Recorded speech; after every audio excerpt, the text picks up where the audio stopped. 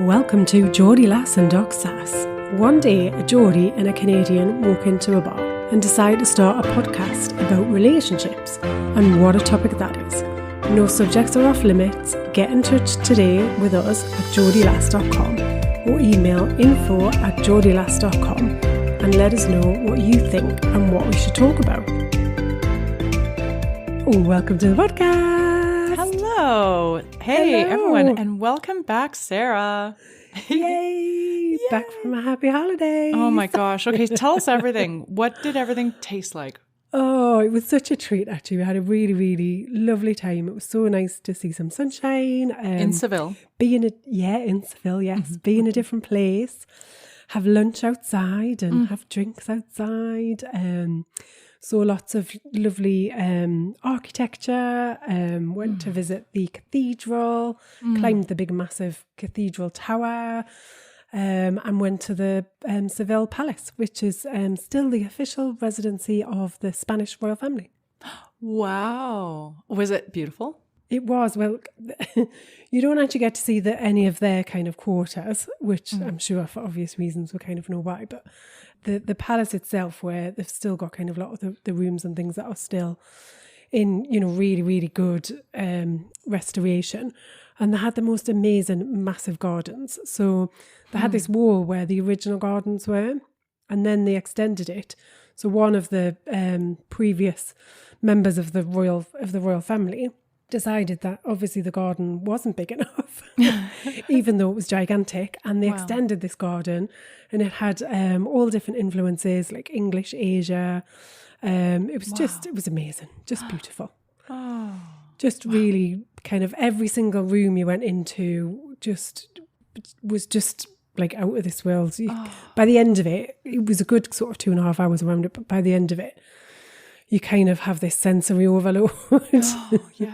But you just, you can't imagine kind of what it would have been like to live in those times and live in those surroundings. Wow. Oh, that sounds amazing. And gorgeous and opulent. Yes, Wow. so it was very, very nice. We got lost a lot in the streets of Seville. So nice. Which was good fun, I have to say. That's beautiful. Not the same as being lost in the streets of Toronto, for example. Bit of a different dilemma. Yes. But yeah, just so nice to just connect and have some time out. And highly recommend it for your relationships. Nice. And remember what was it, the 222? Have a date night every 2 weeks, every 2 months go on a little tiny thing, and then every 2 years have like a major trip?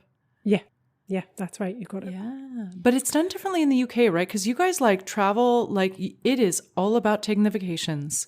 Yeah, I think people are kind of definitely up for vacations, although there was a lot of Americans in Seville, a lot. Yeah. Oh, nice. Okay. And there was quite a lot of people kind of who were doing big European trips. We chatted to a couple who were sat next to us one evening, and he had just retired and had this big bucket list that just come from Portugal down to Seville, and then they were traveling off somewhere else. And you just think, yeah, that's the life. That's beautiful. Oh my gosh. So, for some reason, bucket lists are really on the minds of my clients, because a fair amount of them are going through big transitions. And they're really finding it devastating that they don't know who they are. They don't know what they like to do, because perhaps they're getting divorced, or it's become clear that they have to stand on their own 2 feet in their lives, or they're having a career shift. So the blank canvas is asking them to say, okay, well, what's your bucket list? What would you like to experiment with, learn a new skill, a new travel? the other thing that I'm seeing as well is people kind of really just having complete changes of direction, and moving away from this model of having a career for life, you stick with it, and then that's it. Not anymore. But there's so many people that are turning towards more creative outlets. So whether it's kind of like a hobby stroke side hustle, but they're putting their kind of energy and their emphasis into it. So it's maybe not being kind of their full change of career direction, but they're looking for just other ways to kind of release some of that creativity. Oh, hell yeah. Yeah. So I received, probably about every 6 months, I buy bar soap from this little, there's a store that used to be downtown Toronto, but in the pandemic, they shut their storefront and they just went up sort of like out of town outside of the, and I love the little shipment. I could buy soap that's way cheaper at any pharmacy that's sort of mass produced and from wherever. But it's such a delight to support small businesses because I'm a small business. And the more that we choose small businesses in our holiday shopping or in our day-to-day like consumable goods, we are supporting somebody's side hustle. We're supporting somebody exiting the grind. Yeah. The mill. Yeah. Yeah. But yeah, it does make you wonder though, what's the future of the workplace and how we kind of choose to make a living. Totally. And you and I with our career coaching hats that well, I'll say that I do a fair amount of career coaching as well. And oh my gosh, it's in flux and we have no idea. Yeah. It's super interesting. Yeah, it Good is. times. Buckle up. Yes. But yeah, here's to travel. Definitely worth it. Yeah, you've got it. Absolutely. So what, dispatching from Seville, what is the relationship desk of love coming up with right now? Well, I've got something that you might be interested in from your medical background. Oh, yes. Please tell me more. Will you just show me your cat there, Anna? I did. I had to pick her up. My cat can't jump, so I had to give her a little boost up onto my lap. Oh, and, very nice. So she made a little cameo appearance on our video screen. Yes, which unfortunately the viewer can't see, but yeah. Some days that's for the best. And I'm talking from my perspective, you always look gorgeous. Oh no, my dear. We're not wearing pants almost ever. All right. So whilst I was on my travels, I saw a little post and it was all about so the title is You Didn't Win the Sperm Race. Oh, geez. Wonderful. Okay. Oh my gosh. So it goes on then to talk about, according to new research from Stockholm University, you didn't win the sperm race, but rather you were selected by the female egg that chose you by releasing compounds called chemoattractants that can trigger sperm to change swimming direction by attracting or repelling sperm of its choice.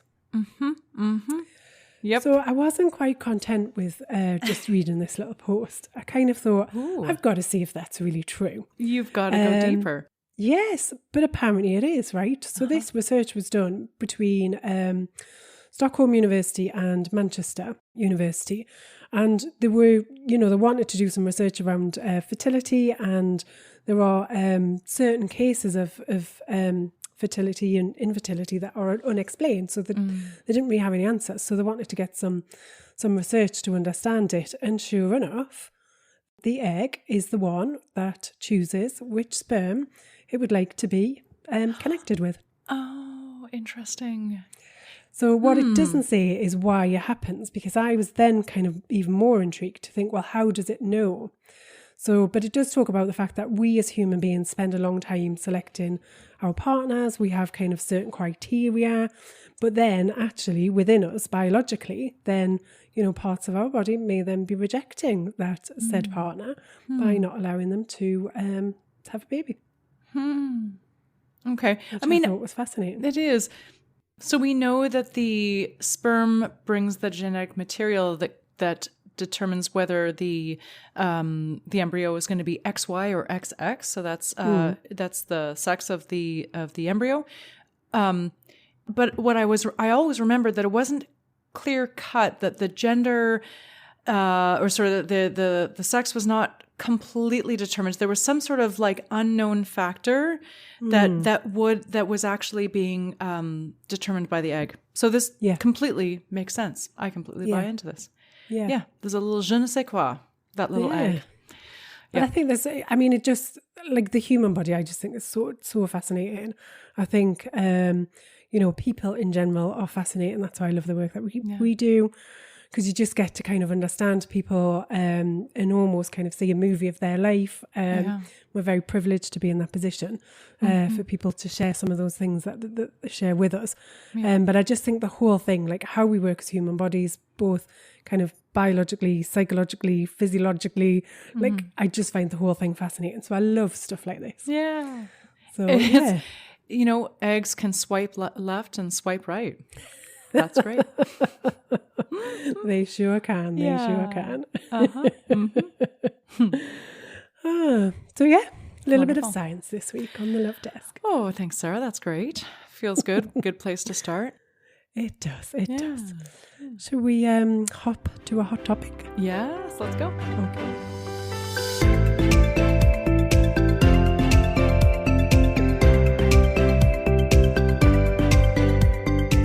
Today's hot topic: course correcting in your relationship. Yes. Yes, please. I love the way I just drop out a hot topic and Anna goes, okay. Oh, yes. Who doesn't need a good course correct? Oh my gosh. Tell me more. Who's like heading right straight to the rocks and needs to get that ship on a different GPS path? Yeah. Okay, so course correcting. Yeah. The reason why I think this is cool is because a lot of us, it's very hard to have faith that you can actually show up differently and do something differently in your relationship. Because, man, it feels like your patterns of conflict are pretty well worn. Yeah. And how on earth could we manage anything different? It's sometimes hard to feel that hope. Yeah. I also feel that with this topic, it is about people feel like there needs to be a big, massive shift, transformation, and that feels impossible. It feels overwhelming. It feels like I can't do that.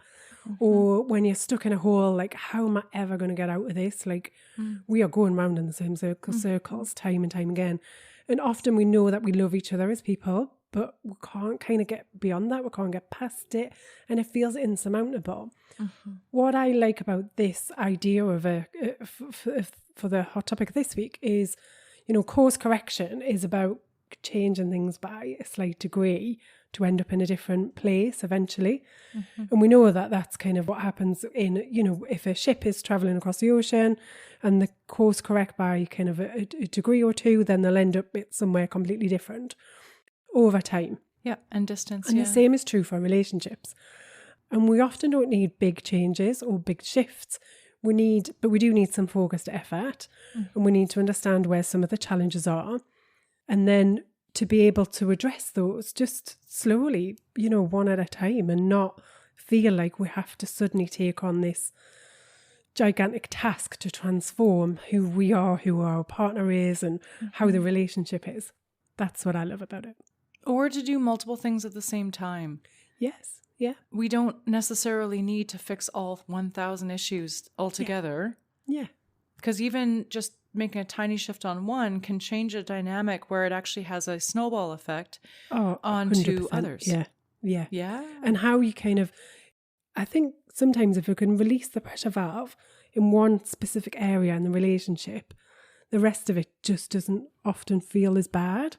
So if we can address that one bit, I think there can be such a shift of energy within the relationship and within ourselves and who we are as people, that can be enough actually to lighten the load so much more in some of those other areas. So it's a bit like the ripple effect when you drop a pebble into a pond. It kind of carries on going, doesn't it? And ripples out, and you can see that for time to come.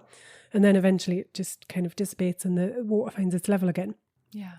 It's exactly the same in the relationship. If we can just drop a tiny pebble into one little part of the relationship that's not working, it will have a ripple effect, and hopefully in a positive way, and improve the relationship, right?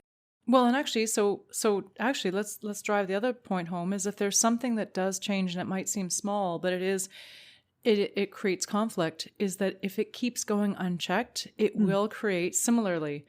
If there's a course correction in a way that doesn't serve the relationship, it will get bigger and bigger and bigger. Yeah. So, and you'll move further and further away from the destination that you want it to be in. Yeah. Yeah. It could be something as small as, a lot of things have changed after the pandemic, where some people have started taking on activities that are not joined with their spouse. And that can be a really positive thing. You know, it breaks up the codependence. It helps you to be differentiated. But if there's something that really takes away energy from your relationship and actually lends negative energy to the relationship, doing that week after week is actually going to have a substantial effect in driving a wedge between you both. Yeah, and this is where you move to more of a kind of functional, transactional relationship because you're not spending that time together. You haven't got those same things that used to connect you and bind you. As human beings, we need that human connection to feel, and you need that physical connection. And, you know, I'm not just talking about kind of from a sexual perspective, but you need to be in the same space and to be able to have, you know, face-to-face conversations. This is why long-distance relationships are so hard, because often it can be kind of out of sight, out of mind, and no longer feel connected to you. And if you're somebody who physical touch is really important, then even just kind of, you know, holding hands when you walk down the street, or you know, a kind of, you know, a gentle stroke of the shoulders, whatever it is, that physical connection is that, if that's super important to you, and then you're no longer getting that time to be able to actually reach out to your partner, then that is going to be tricky for you as a person. Yes, yes. You know, same way, you know, a lot of us connect through language, through having conversations, through sharing our day, through kind of fun is one of our strongest connections. So when there's not that space and time to have fun, then actually becomes quite dull, and I get quite frustrated, and I feel disconnected. You know, I feel like, you know, you end up, if that goes on for too long, you think, well, what's the point? Yeah. Why are we in this? And then we start to question the relationship. And then when we're in that space, we start to then look for all the evidence that backs up the fact that actually we're in the wrong relationship. And before you know it, like, you're in a whole different space and place. Yeah. Amen, sister. You're preaching the facts. That's so true. Yeah. So I think it is, you know, it's important to think about, you know, how do we take some kind of small but significant steps and changes to impact our relationship, and what we do and how we do it will depend on where some of your biggest challenges are. And so I think it is about identifying those specific challenges and then looking for what's an antidote to that. So how do I, if I was, you know, and maybe ask yourself this question, if I was going to course correct, if I was just going to change it by 1 or 2 degrees, what would I be doing differently? What would I ask my partner to do differently? And then that kind of takes away some of that pressure around having to come up with all the answers to solve all the problems overnight. Yeah. Oh, I love this. So it can be the tiniest thing that over time, if done consistently, can that can bring you guys together and create a lot more ease and ease a lot of conflict. But similarly, it can be the smallest thing that over time can also drive a wedge between you. So what I like is, don't underestimate the small things. Yeah, it's something I talk a lot about in the Relationship Reset online program that I've got. It's all about taking small but significant steps. And when you add them together over time, then you do actually notice an energy shift. And that shift might not be massive, but any shift towards that kind of more positive aspect, towards a healthier relationship, will over time serve you. Because as you say, if you carry on with those habits and carry on with that momentum, eventually you'll get to a space where you're just like, God, I don't even remember the last time when we were unhappy. Like, things just feel great. Things just work. Things are in flow. And that's kind of where I want to be in a relationship.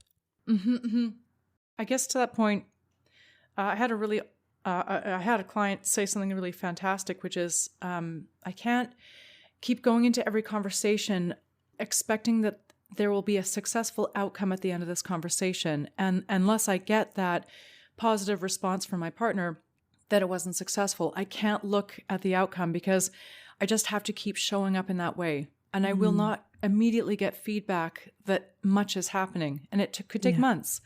Yeah. And so I have to remove myself from expecting an outcome. Yeah. And to, you know, it's hard. It's hard for my clients because, you know, we're so used to, well, do something, and if you get the intended result, then you'll do it again. But what about doing something where nothing seems to change? Yeah. And you're like, well, I'm just going to keep doing that thing for 5 months straight. But the key thing about that is, though, you've got no idea really what impact you're having, because the majority of stuff happens below the surface, right? And it's going on inside of that monologue that's happening 24/7. And often we're not great at sharing some of that discussion that's going on within ourselves, or the feelings that we have inside the body, or whatever it is. So there's that. And a lot of time as well, people take different times to process things. So I might not get a reaction straight away from you to something that I've done. Oh, yeah. But I might get something kind of, 2 months down the line that says, do you know what? I've been reflecting on kind of where we were 2 months ago, and some of the behaviours and some of the actions. And actually, I really appreciated that you did this and you carried on doing that. And despite the fact that you probably felt you were getting nothing back, and it could come at any time. And I think, then trusting that actually I'm doing something with the right intention, I'm showing up in the right way, and I'm doing it without expecting some immediate gratification from that. And I'm going to trust that that I know that I'm doing the right thing, and I'm just going to trust it's going to work out. It's hard. And just like really you hard. Like all things that are worthwhile, it's all hard. You've got your own script in your head, and your partner has their own script in their head. And some of the time, when I'm coaching somebody, their partner is so fixed to the idea that my client is broken and that my client will never change. It takes additional time of consistent showing up and a consistent pattern of change, because their partner is trying to hold on to this story that that they may never actually say, you know what, I really noticed that you're showing up differently. You may never hear that from your partner, ever. Yeah. You just may actually notice that they start to shift their behavior a little bit. Grudgingly, they kind of start to let go of that story. But it takes persistence. Yeah, but often also you'll notice that if I'm going to show up and I'm going to make more effort and I'm going to try and improve things in the relationship, what you will notice is you might not get that conversation back that says, okay, I'm noticing the things that you do and I appreciate it, because it does take a lot to kind of say those words. We're not, depending on what's happened in the past, we might not be programmed in that way. So it can be quite difficult. That can feel like quite a hard, a hard thing to say, and to show that appreciation. Maybe that was just never part of how things were done. But I think often what you do notice is a change in the behaviour in your partner as a result of your own changes of behaviour. That's the thing. Don't wait for the words, wait for the behavior. Yeah. It's generally like a softening. It's generally like your partner's not coming back with conflict or with opposition, that they're just kind of letting things sort of sit peacefully. And it might be that your partner gives you a bit of grace or cuts you a bit of slack that they wouldn't generally give you. Yeah. And that's the starting point, isn't it? That's the ice it's huge. Starting to thaw. Yep. And take that. Absolutely. Oh my God, take that. Yeah. And let that motivate you. Because that's the gold. It's the ice thawing. Yeah. You're not looking for like kudos, verbal kudos. You're looking for like that feeling of ice thawing just a little bit. Yeah. Yeah. And we're not talking about the May thaw. We're talking about like a little bit of a temporary, like mid-February thaw. It could still freeze up again. Exactly. But it's something. And often we do, in life we'll go through a kind of more jagged process. Any sort of change or transformation is not straight line. It's, we're going to have setbacks. And it doesn't, I've done a lot of personal development, and there are still times where I'm like, fuck, am I still not done yet? Like, surely I must be done yet. And it kind of isn't like that, is it? Because, life wants to give you... Yeah, are we nearly there yet? Stop the bus, I want a wee-wee. So it's kind of, it's not... That's just not how it works, right? So we continue to be sent different lessons. We continue to learn more about ourselves. If we can, we try and continue to learn more about our partner. And, hopefully we can then kind of be on that path together and get stronger as a result. Yep, you've got it. Yep, bingo. Yeah. Yeah. It's absolutely freezing here today, and I had somebody to come and fix the lock on my door, who then had to take the lock out of the door and then drive it to a workshop to go and fix something in it, whilst my door was kind of flapping open in the cold. Oh, God. So yeah, that was a bit chilly. Oh, God. Oh, God. That sounds absolutely horrendous. Yeah. He said, do you mind if I take this away? And I was like, you are bringing it back today though, right? With your door flapping in the wind. Yeah, don't fancy sleeping with my door wide open tonight. So yeah, the door is fixed, you'll be pleased to hear. Oh, good. Oh, good. That's awesome. Alrighty, shall we, enough about my DIY antics. Shall we jump to a question? Let's do it. Yeah.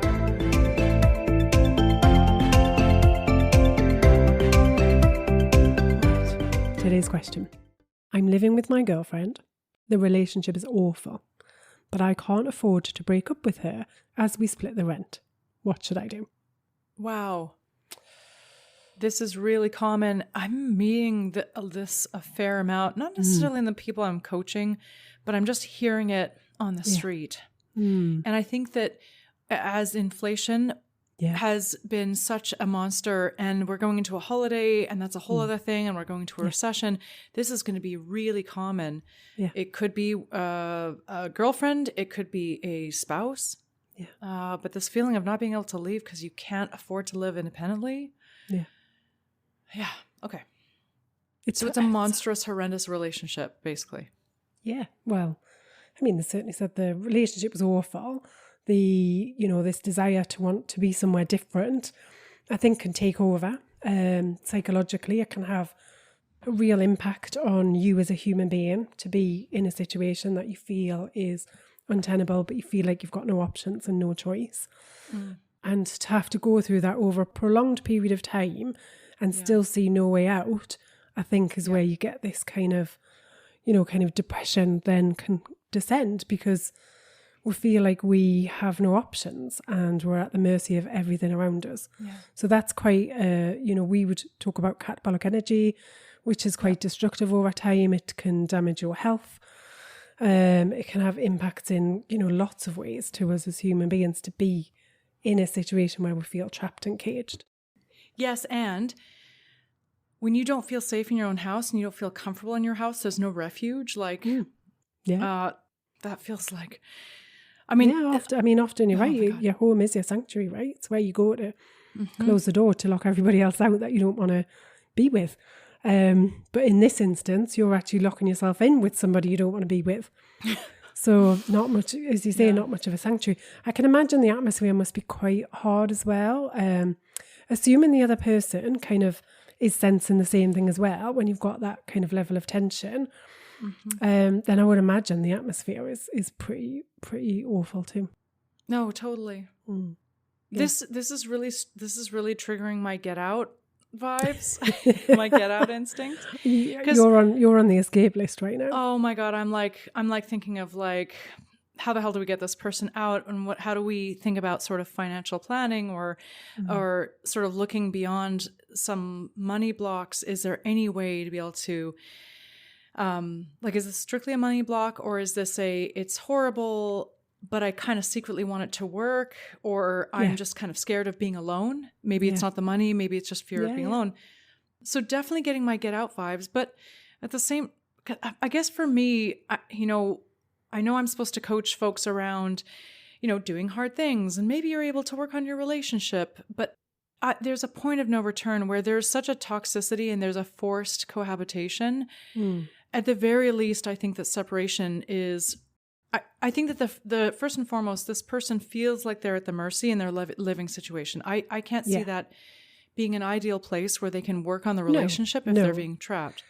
I think, we talk all the time about the fact that you're always in choice, and we've got choices even in this situation. The challenge is seeing those choices for what they are, and we often get so caught up in the emotion, the drama, the kind of more of that catabolic energy, that we find it very difficult to actually see any possibilities. It just feels horrendous. And so I imagine this is where this person is. We don't know how bad the relationship is. We've got one word there, awful, but we don't know to what degree does that lend its space. We don't know how long the relationship's been going on. We don't know whether they want to stay in it, don't want to stay in it. But I think the first point is to look at kind of, you know, at a basic level, what choices do you have? And you've always got the choice really whether to stay or go.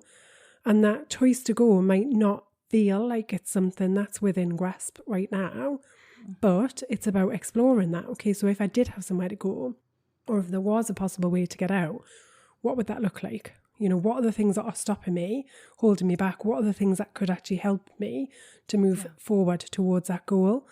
And that's how I would kind of start to look at it. And it's really, really hard because you kind of got to lift yourself above that emotional space that you're in, you know, that I can only imagine that this person is in.